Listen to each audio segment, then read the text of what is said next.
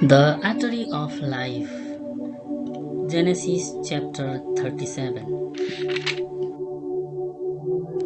Now Jacob was living in the land where his father had made a place for himself, in the land of Canaan. These are the generations of Jacob. Joseph, a boy 17 years old, was looking after the flock, together with his brothers, the sons of Bilhah and Zilpah, his father's wives, and Joseph gave their father a bad account of them. Now the love which Israel had for Joseph was greater than his love for all his other children, because he got him when he was an old man, and he had a long coat made for him. And because his brothers saw that Joseph was dearer to his father than all the others, they were full of hate for him, and would not say a kind word to him. Now Joseph had a dream, and he gave his brothers an account of it, which made their hate greater than ever. And he said to them, "Let me give you the story of my dream. We were in the field, getting the grain steins together, and my grain kept upright, and yours came round and went down on the earth before mine." And his brothers said to him, "Are you to be our king? Will you have authority over us?" And because of his dream and his words, their hate for him became greater than ever. Then he had another dream, and gave his brothers an account of it, saying, "I have had another dream. The sun and the moon and 11 stars gave honor to me." And he gave word of it to his father and his brothers. But his father, protesting, said, "What sort of a dream is this? Am I and your mother and your brothers to go down on our faces to the earth before you?" And his brothers were full of envy. But his father kept his words in mind. Now his brothers went to keep watch over their father's flock in Shechem. And Israel said to Joseph, "Are not your brothers with the flock in Shechem? Come, I will send you to them." And he said to him, "Here am I." And he said to him, "Go now and see if your brothers are well, and how the flock is. Then come back and give me word."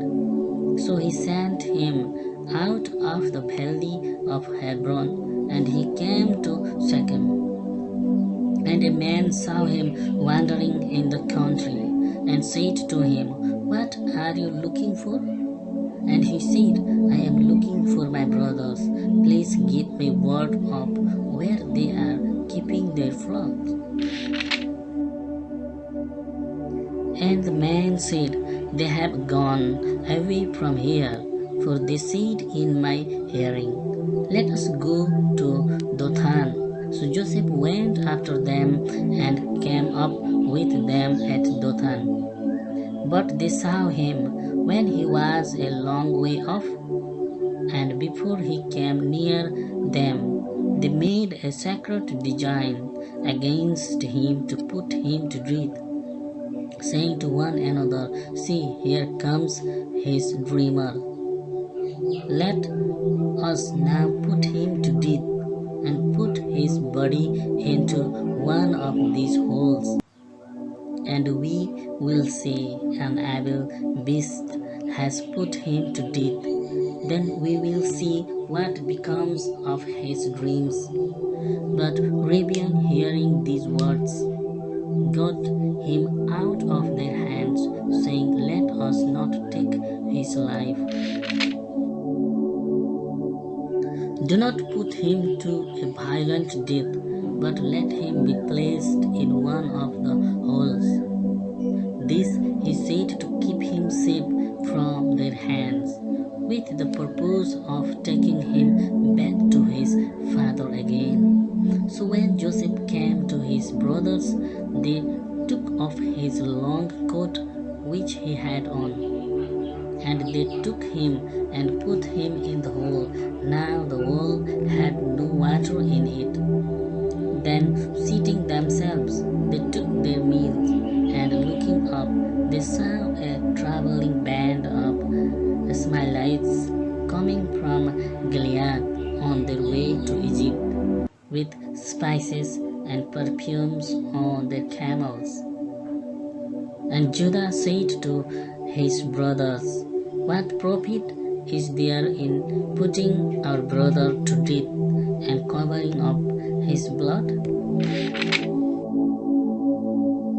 Let us give him to these Ishmaelites for a price, and let us not put violent hands on him, for he is our brother, our flesh."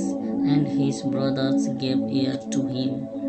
And some traders from Midian went by, so pulling Joseph up out of the hole, they gave him to the Ishmaelites for 20 bites of silver, and they took him to Egypt.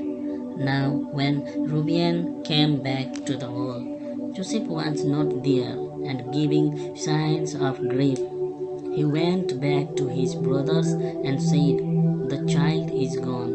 What am I to do?" Then they took Joseph's coat and put on it some of the blood from a young goat which they had put to death.